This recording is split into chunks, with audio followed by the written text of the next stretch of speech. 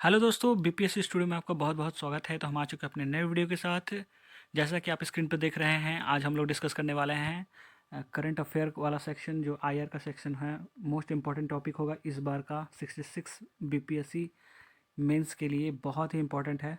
जैसा कि आज आपने देखा है कि आंसर की रिलीज़ कर दी गई है दोस्तों। तो आंसर की मिला लें जितने भी हो रहे हैं, अगर आपने चेक कर लें कि कितने आ रहे हैं मार्क्स। आज हम लोग बात करते हैं, जैसा कि हमने आपसे वादा किया हुआ था कि मोस्ट इम्पॉर्टेंट जो क्वेश्चन होंगे उसके जो टॉप मेन टॉपिक हैं उसको आपको ज़रूर कवर करा दिया जाएगा। चाहे वो हिस्ट्री का पार्ट हो, बिहार हिस्ट्री का पार्ट हो, या आईआर का सेक्शन का हो, या जीएस 2 में आपको देख सकते हैं पॉलिटी, इकोनॉमिक, जियो, या साइंस एंड टेक्नोलॉजी के मेन क्वेश्चन, इंपॉर्टेंट क्वेश्चन आपको इस चैनल पे पूरे कराए जाएंगे। तो कृपया करके चैनल से जो भी स्टूडेंट नए जुड़े हैं, प्लीज़ चैनल को सब्सक्राइब ज़रूर कर लें। और एक लिंक डिस्क्रिप्शन बॉक्स में दे दिया जाएगा। टेलीग्राम चैनल भी आप लोग के लिए डेडिकेटेड वे में चलाया जा रहा है, बहुत नया है। उस पर भी आप ज्वाइन हो सकते हैं। इसके सारे पीडीएफ्स वगैरह वहीं प्रोवाइड कराई जाएंगी। और अगर आपको डेली आंसर उसमें लिखना भी है तो पर डे 1 आंसर आप वहाँ पोस्ट कर सकते हैं विदाउट एनी कॉस्ट। अगर आपको टेस्ट सीरीज वगैरह प्रोग्राम करना है तो टेलीग्राम, और तो वहाँ पे आपको जीमेल की भी आईडी प्रोवाइड कराई जाएगी। वहाँ पे भी आप उससे आप जुड़ सकते हैं अगर आपको टेस्ट सीरीज ज्वाइन करना है तो। जो कि लगभग ओनली 500 में आपको GS 1 GS 2 के तीन तीन टेस्ट प्रोवाइड कराए जाएंगे, और हिंदी का एक टेस्ट अलग से आपको सिर्फ और सिर्फ 500 में है। तो जिनके भी कट ऑफ से कम है या ज़्यादा हैं, थोड़े भी कम है, 5-10 का भी अंतर है, तो प्लीज़ अभी ही आप ज्वाइन करें कहीं पे भी। ये नहीं है कि मेरे ही चैनल पर ही आपको ज्वाइन होना है, आप कहीं पे भी ज्वाइन हो जाएं, ये आपके लिए बेनिफिशियल होगा। बिकॉज आपको पता है कि 67th के जो प्री के एग्ज़ामिनेशन होंगे वो अक्टूबर में होंगे, और इसका भी डेट आ गया है मेंस का, जो कि वह जनवरी में होगा। मतलब आपके पास टाइम बिल्कुल भी नहीं होगा। अक्टूबर से एक मंथ के में रिज़ल्ट दे दिया जाएगा, और एक मंथ के बाद ही आपका लगभग जनवरी में आपका जो है मेंस का डेट आ जाएगा।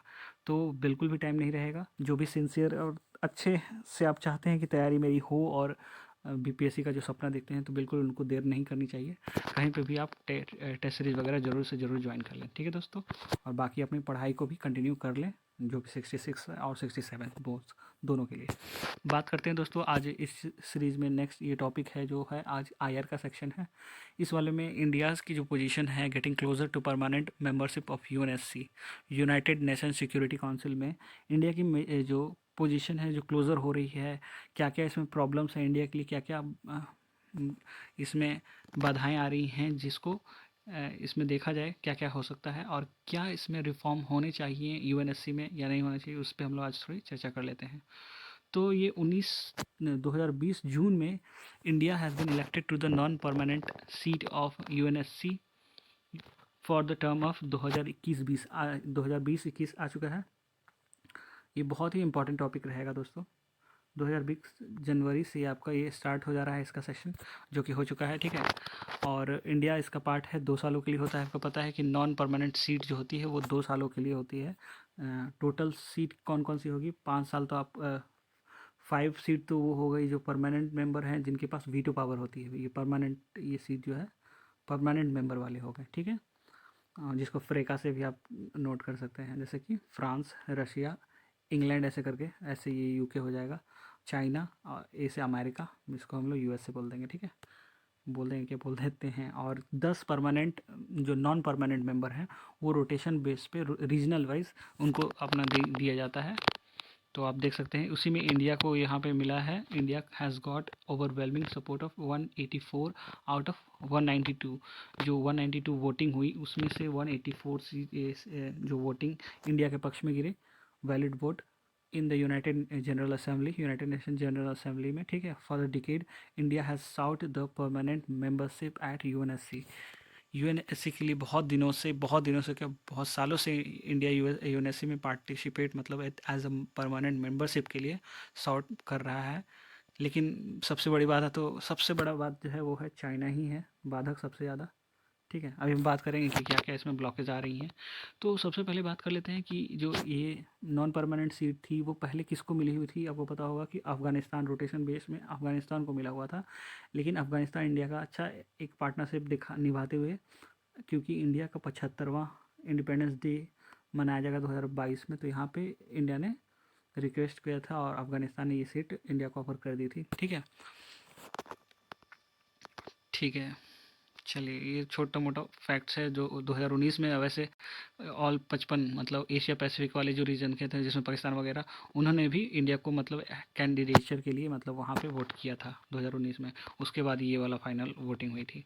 ठीक है दोस्तों, तो India has use its non permanent status, जो है ये नॉन परमानेंट स्टेटस है, as stepping stone to prepare a bid for the permanent candidacy. ठीक है, उसके लिए एक समझ लीजिए कि एक कदम है इनका कि अपनी बातों को रखेंगे, क्योंकि as a largest democracy India का होना उसमें क्या इंपॉर्टेंस रखता है, क्या नहीं हो सकता है। तो इंडिया इसको बखूबी इस चीज़ को जानता है कि मुझे इस चीज़ को कैसे पेश करना है, और ये बहुत ही अच्छा अवसर है इंडिया के लिए कि जब वो 8वीं बार, 8th टाइम के लिए, इससे पहले 7 बार इंडिया नॉन परमानेंट मेंबरशिप के लिए एलिजिबल रहा था और चुना भी गया था, लेकिन ये 8वीं बार होगा जो 2021 से 22 बार। हाँ, तो United Nation Security Council has primary responsible, जो रिस्पॉन्सिबिलिटी होती है under the United Nation charter for the maintenance of international peace और सिक्योरिटी की, इसकी अपनी जिम्मेदारी होती है इंटरनेशनल पीस को मेंटेन रखना और security. However the UNSC has been criticised due to its undemocratic nature और मिसयूज ऑफ वीटो पावर। बहुत सी अहम अहम मुद्दों पर वीटो पावर भी देखने को मिला है, अनडेमोक्रेटिक नेचर भी इसका देखने को मिला है, जिसके लिए इसको क्रिटिसाइज भी किया गया है, किया जाता भी है। Thus there is a global consensus है फॉर यूएनएससी रिफॉर्म के लिए। लगभग देखा जाए तो हर एक देश, हर एक नेशन इसकी रिफॉर्म की बात करना चाह रहे हैं, क्योंकि बहुत मतलब 1945 से बहुत समय हो गया है, अभी तक रिफॉर्म नहीं हुआ है। ठीक है, in the light of this India to advocate for the UNSC reform and a place as a permanent membership of UNSC, मतलब एक परमानेंट मेंबरशिप भी चाहता है, क्योंकि इंडिया भी अगर उस तरह से देखा जाए तो इंडिया का पोजीशन मतलब परमानेंट मेंबरशिप में आ जाए तो ये कोई चौंकने वाली बात अभी के समय में नहीं होगी, क्योंकि इंडिया को अगर आप देख रहे होंगे अभी, तो हर जगह मतलब एक पावर की तरह ग्लोबल पावर में अपना अपना नाम करने में, मतलब मुकाम हासिल करने की तरफ अच्छे से अग्रसर है। इसको भी देख सकते हैं। चलिए देख लेते हैं यूएनएससी मेंबरशिप की थोड़ी बात कर लेते हैं। तो उसमें क्या है, along with the 5 permanent member the security council of the United Nation has 10 temporary members होते हैं। ये तो हमने देख लिया। ये उनके जो है आर्टिकल 23 में जो मेंशन किया गया है, उनका जो प्रोविज़न है यूनाइटेड नेशन के चार्टर का, तो उसके अंडर आर्टिकल 23 में ये मेंशन है कि 5 नॉन परमानेंट मेंबर हो गए और 10 आपके 5 परमानेंट मेंबर होंगे और 10 नॉन परमानेंट मेंबर होंगे। ठीक है, अब ये कैसे होंगे, 5 परमानेंट होंगे, इनको तो वीटो पावर मिलने वाला है। ठीक है, एक का भी वीटो बहुत ही वैल्यूएबल होता है कि अगर एक ने ना बोल दिया तो ना। ठीक है, तो कौन होगा, यूएसए, यूके, फ्रांस, चाइना और रसिया। ठीक है, और 10 नॉन परमानेंट जो मेंबर हैं are distributed on regional basis के बेस पे। ठीक है, ये देख सकते हैं, इनको नॉन वीटो मेंबर इसको कहा भी जाता है, इनके पास पावर नहीं होती है। तो ये देख सकते हैं, ये 5 अफ्रीकन एंड एशियन स्टेट्स होते हैं, इनमें डिवाइडेड है। फिर देखते हैं यहाँ पे एक दिया गया है ईस्टर्न यूरोपियन स्टेट्स को, फिर 2 है यहाँ पे लैटिन अमेरिका कैरिबियन स्टेट को, और 2 है यहाँ western European and other state को। ठीक है दोस्तों, reason for India to be granted as a permanent seat in UNSC. अब कैसे, मतलब इसका क्या रीज़न क्या हो सकता है, तो बात कर सकते हैं, India is the largest democracy and second most populous country. ठीक है, लार्जेस्ट डेमोक्रेसी तो है ही वर्ल्ड में, फिर और पॉपुलस भी कंट्री है ये, सबसे ज़्यादा जनसंख्या भी ये सेकंड लार्जेस्ट आता है चाइना के बाद। ठीक है, जिसको रिपोर्ट में पता चला है कि 2027 में 2027 तक वो भी चाइना को कवर करके नंबर 1 बन जाएगा इंडिया पॉपुलेशन के मामले में, and 5th largest economy in the world, इसके हिसाब से बात कर लेते हैं। ठीक है, India acquired the status of nuclear weapon state in May 1998। यहाँ पे हमने देखा था कि ऑपरेशन जो शक्ति है, यहाँ पे जो सक्सेसफुल न्यूक्लियर जो टेस्टिंग हुई थी 1998 में, तो ये न्यूक्लियर वेपन स्टेट के तौर पे भी ये अपना स्टेटस मतलब जग जाहिर हो चुका है, which brought it to the equal footing of the existing permanent member. जो इतना परमानेंट मेंबर हैं जिनके पास भी वो न्यूक्लियर वेपन है तो उनके बराबर लाके खड़ा कर देता है। इसके अनुसार भी बात करते हैं तो India is the undisputed leader of the third world, जिसको थर्ड वर्ल्ड जो बोलते हैं, जो कि नाम जिसको बोलते हैं नॉन अलाइंड मूवमेंट जो चलाया गया था। बेसिकली इसमें आप देखे होंगे कि जवाहरलाल नेहरू की मेंबरशिप और यूगोस्लाविया के प्रेसिडेंट उन लोगों के द्वारा ये चलाया गया था उस टाइम। तो उसमें था कि ना किसी का पक्षधर नहीं होना था, बस इस तो ये तो अनडिस्प्यूटेड लीडर रहे हैं ना इधर का बात ना उधर का बात, मतलब यूएसए और रशिया जो पावर खड़ी थी आमने सामने तो कहीं भी झुकाव नहीं था, तो अनडिस्प्यूटेड लीडर इनकी तरफ से रहे हैं। ठीक है। एंड G77 का ग्रुपिंग भी है। हिस्टोरिकली बात करते हैं तो India has been founding member of the UN जो है, and has been elected for 7 terms, जैसे हमने बताया आपको, 2-2 साल के नॉन परमानेंट मेंबरशिप पे बैठे हुए हैं, और ये जो होगा उनका 8वां टर्म होने वाला है। ठीक है, हो रहा है, चल रहा है अभी तो। India contribute one of the largest military personal in UN peace keeping forces में, जो है यूएन का पीस कीपिंग जो फोर्स है उसमें इंडिया की तरफ से सबसे लार्जेस्ट मिलिट्री पर्सनल है अभी भी। ठीक है। India's candidature is supported by 4 out of 5 permanent member. अभी तक में बात करते हैं तो वीटो सिर्फ लगाया जाता है वो भी चाइना की तरफ से, बाकी चारों जो परमानेंट मेंबर में से चारों हैं सिर्फ चाइना को छोड़ के, तो वो चारों इंडिया के सपोर्ट में हैं। G4 grouping and majority of UNGA country जो है वो इंडिया को सपोर्ट करती हैं। Recently India has taken a proactive role in regional and global politics, for example Quad initiative जो हुआ है, आपने देखा होगा क्वाड का। ठीक है। क्वाड में आपको पता है किसको काउंटर करने के लिए, तो चाइना को काउंटर करने के लिए इधर वाले रीजन में ऑस्ट्रेलिया हो गया, जापान हो गया, यूएसए हो गया और इंडिया हो गया, इन चारों का आपस में मिलकर इन लोगों ने क्वाड का इनिशिएटिव किया है। सागर विजन की बात कर लेते हैं, इंटरनेशनल सोलर अलायंस में भी देख सकते हैं पार्टनरशिप। WHO में अभी रिसेंट में भी देखा होगा आपने प्रोएक्टिव रोल इंडिया का। WHO के यहाँ पे चेयरमैन भी इंडिया की तारीफ़ की है इसके कोविड के मतलब इंडिया में जैसी हैंडलिंग हुई अच्छे तरीके से उसकी तारीफ़ की गई। ठीक है। हाँ प्रोवाइडेड, हाँ यहाँ एक देख सकते हैं कि हाइड्रोक्सी क्लोरोक्विन जो इंडिया ने भी लगभग 108 देशों को तो ऐसे पहुंचाया था उन्होंने, ये जो है हाइड्रोक्सी क्लोरोक्विन का ड्रग्स, जो कि जो कोरोना था उस समय जो वायरस में ये बहुत ही मतलब कारगर हो रहा था स्टार्टिंग स्टेज में, मतलब कम कर दे रहा था, तो इसकी डिमांड बहुत हो गई थी, तो 108 कंट्री में से 55 को तो फ्री में भी पहुंचाया इंडिया ने। तो बहुत ही अच्छा प्रोएक्टिव रोल देखने को मिला हमें वर्ल्ड हेल्थ ऑर्गेनाइजेशन में, इसने खूब अच्छे से तारीफ़ भी की वर्ल्ड हेल्थ लेवल पे। बात करते हैं रोड ब्लॉक्स क्या हैं यहाँ पर, बाधाएं क्या आ रही हैं इंडिया के पाथ में कि उनको मिलना है नहीं मिलना है। बात करते हैं, ये देख सकते हैं इंडिया बिंग नॉन सिग्नेटरी, जो है एनपीटी का वो सिग्नेटरी नहीं है इंडिया, और सीटीबीटी पे भी नहीं है। ये जो है नॉन प्लॉरिफरेशन ट्रीटी जो है और सीटीबीटी वाला है, is cited as a reason by the country opposing India candidate. जो इनको अपोज करते हैं वो इन दोनों को लेते हैं कि एनपीटी और सीटीबीटी का ये नॉन सिग्नेटरी है। China is only permanent member of UNSC opposing India's inclusion into, ये अकेला ही है जो ओनली परमानेंट मेंबर में है जो इंडिया की कैंडिडेचर को वहाँ पर सपोर्ट नहीं करता है यूएनएससी में इंक्लूजन के लिए। ठीक है। दस uses veto power against India effort to become a permanent member, बार बार यही वीटो लगा देता है चाइना। ठीक है। बाकी चारों जो परमानेंट मेंबर हैं आपके कौन कौन हो गए, आपके यूएसए हो गए, यूके हो गए, फ्रांस हो गए और जर्मनी बोल रहे हैं, रशिया हो गया, ये चारों सपोर्ट करते हैं इंडिया का कैंडिडेचर को नॉर्मल ये परमानेंट मेंबरशिप में। फिर बात करते हैं India is yet to prove, अब यहाँ पे थोड़ा चैलेंजेस जो हो जा रहा है ना, एक ये चैलेंजेस में ये भी आ जा रहा है, ये to prove its military prowess beyond the Indian Ocean region में। वहाँ पे देख रहे हैं इंडियन ओशियन रीजन में मतलब हर जो देश है, जैसे चाइना भी अपना पावर वहाँ शो कर रहा है, अभी यूएसए का भी ध्यान आया है कि हाँ इंडियन ओशियन में मतलब अच्छा प्रभुत्व होना चाहिए, तो वहाँ पे इसलिए इंडिया की तरफ उनका जुड़ाव देखने को मिल रहा है क्वाड के थ्रू, आप देख सकते हैं। ठीक है।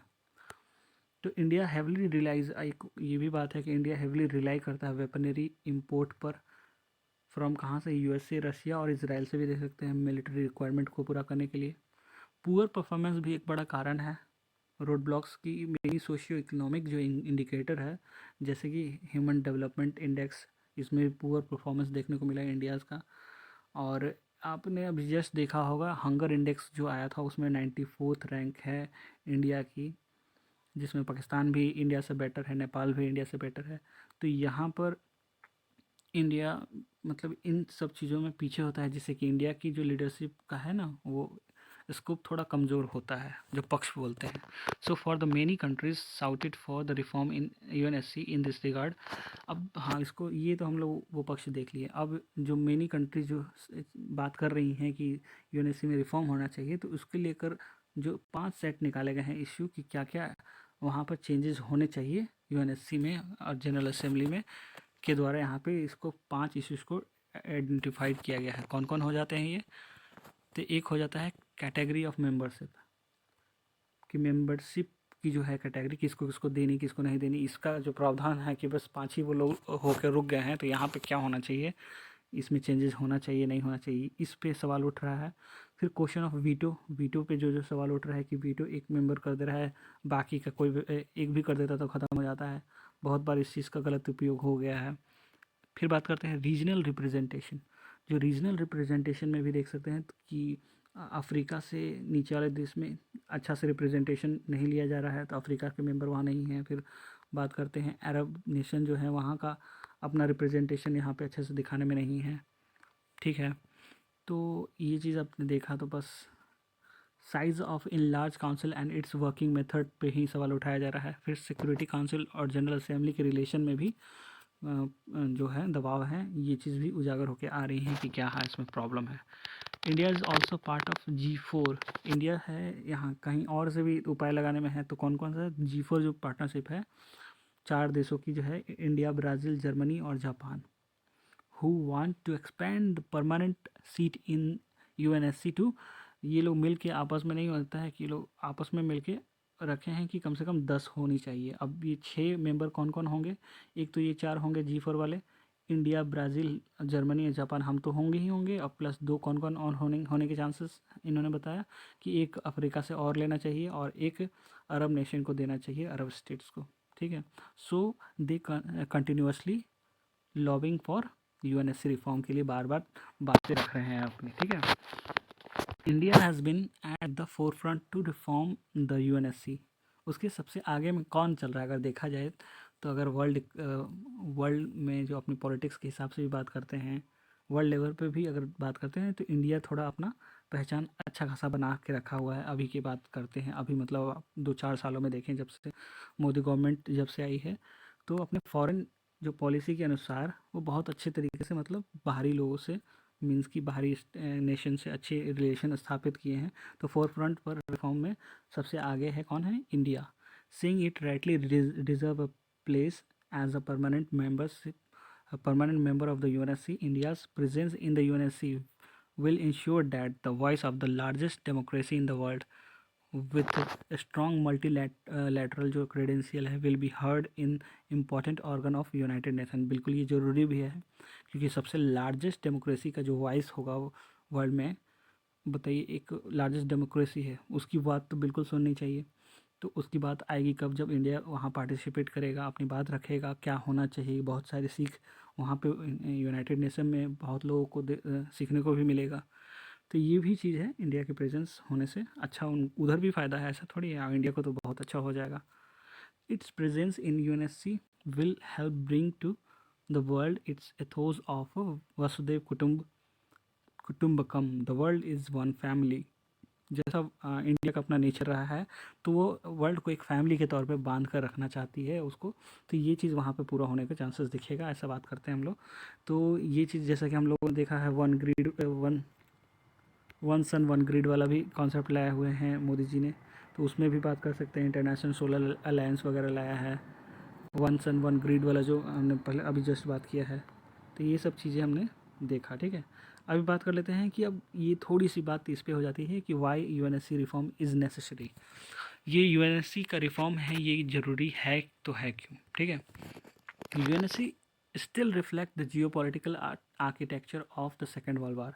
बात करते हैं कि जब से ये बना है उसके बाद से चेंजेस इसमें आए ही नहीं है। वर्ल्ड वार कब हुआ था ख़त्म? 1945 के अराउंड में ही ख़त्म हुआ था, ठीक है, 1945 में ख़त्म हो गया था।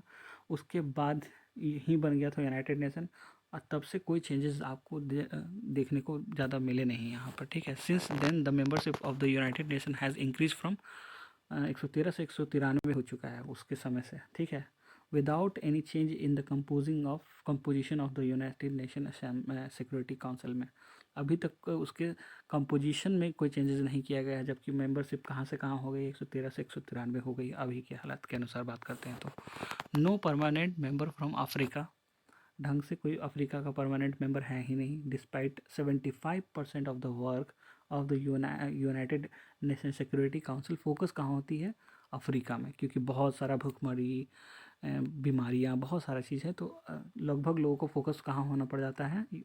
तो यहाँ अफ्रीका में। तो लिख तो रहा है यहाँ पे कि डिस्पाइट 75% होने के बावजूद भी अफ्रीका की तरफ से कोई रिप्रेजेंटेशन नहीं है, वो खुद ही अपनी बात को नहीं रख सकते हैं, ठीक है। Unable to respond effectively to situation of the international conflict, जो इंटरनेशनल कॉन्फ्लिक्ट्स वगैरह होते हैं तो यहाँ पे भी लगभग इनकी लगभग बात ही क्या है, लोग अपना उधर अगर लड़ रहे हैं, लड़ाई हो रही है, कोई वार हो रहा है, तो कोई मतलब ही नहीं है कि यूनाइटेड नेशन उसमें इंटरवेंशन वगैरह करे कि क्या करे, समझ ही नहीं होता। The United Nation Security Council is the most important organ of the United Nation, बिल्कुल। Since 1945 UNSC has been reformed only once, कब हुआ था? 1963, to expand the non permanent seat, जो है नॉन वीटो एम्पावर है, जो वो हुआ था 6 से 10, वो भी 1963 में। तो छेड़खानी कहाँ हुई है? सिर्फ ये वाले नॉन परमानेंट सीट वाले में, वो भी 1963 से। उसके बाद से अभी तक कहीं नहीं छेड़खानी हुई है। This does not reflect even most basic realities of the world, in which population has grown about 2.3 billions when the United Nations established to over 8.3 billion now। 2.3 billion से 8 पॉइंट हो गया है, अराउंड 4 गुना लगभग बढ़ गया है। अभी तक वही पॉपुलेशन के हिसाब से बात करते हैं तो, लेकिन हमारा जो है उसी के एरिया, उसी के मतलब बात करें तो अभी तक जो छाप है 1945 के बाद से कोई चेंजेस देखने को नहीं मिला है। वह वर्ल्ड वार के समय का जो इस तरह का इंफ्रास्ट्रक्चर आर्किटेक्चर रहा उसी तरह का आज तक चला आ रहा है। When the United nation established, नहीं ये तो बात कर ही लिया, the number of United member country has almost quadruple from the, हाँ यहाँ देख सकते हैं जब बना था तो 51 से 193 हो गया। So it is need to reform, बिल्कुल, इसलिए ये रिफॉर्म होने की ज़रूरत है, ठीक है दोस्तों। थोड़ी बहुत अगर बातों में थोड़ी मतलब फंसना हो गया होगा तो उसके लिए सॉरी। वीडियो को कोशिश कीजिएगा कि हाँ आप अच्छे से देखें, इसकी पीडीएफ वगैरह आपको टेलीग्राम चैनल पे प्रोवाइड करा दी जाएगी। नेक्स्ट वीडियो जो होगा वो कोशिश की जाएगी आपको 2-3 इसमें जो मेन टॉपिक हैं जो इस बार के इम्पोर्टेंट है वो आपको पहले कुछ करा दिए, जैसे कि RCEP जो था, रीजनल कॉम्प्रहेंसिव इकोनॉमिक पार्टनरशिप में से, जिसमें से इंडिया एग्ज़िट हो गया, तो उस पर चर्चा करेंगे कि उसमें एग्ज़िट होने के क्या मतलब मायने हैं, इंडिया पे क्या प्रभाव पड़ेगा, बाहरी देशों पर क्या प्रभाव पड़ेगा, होने से नहीं होने से क्या प्रभाव पड़ेगा, तो ये बात करेंगे। फिर बात करेंगे हम लोग एक्ट ईस्ट पॉलिसी, जितने क्या क्या उसमें डेवलपमेंट अभी तक हुए हैं। और फिर इंडिया, वैसे इंपॉर्टेंट में तो आपको पता ही होगा कि इंडिया नेपाल वाला इशू इम्पॉर्टेंट होगा इस बार भी, और इंडिया USA तो रहेगा, इंडिया चाइना रहेगा, इंडिया भूटान रहेगा, इंडिया बांग्लादेश होगा। तो ये सब आप अपने से भी तैयार करें, आपको जो जो टॉपिक बताए गए हैं। और इसी तरह आपको जो ग्रुपिंग वाले टॉपिक में आपको सार्क नेशन से है, बिम्स्टेक्स वगैरह से, और अभी जैसे ब्रेग्जिट वगैरह अभी जस्ट हुआ है, और फिर बाइडेन के आने से, जो बाइडेन के आने से क्या क्या चेंजेस देखने को मिलेंगे, इंडिया से क्या रिलेशन होगा, और ट्रम्प का जो उन्होंने जितना आज ही का आप देखे होंगे कि ट्रम्प की द्वारा जो बनाया गया कानून था, लगभग बहुत सारे चीज़ उनके द्वारा बनाए गए, जितने भी लॉज वगैरह थे उनको डिमोलिश करके कुछ नया किया जा रहा है। तो वो भी आप देखते रहेंगे क्या क्या अभी चर्चाएं बन रही हैं। तो ठीक है दोस्तों, चैनल के साथ बने रहे, ये सब सारी चीज़ों को कोशिश किया जाए कि आपसे डिस्कस किया जाए, और टेलीग्राम चैनल ज़रूर ज्वाइन कर लें। Thank you so much for watching.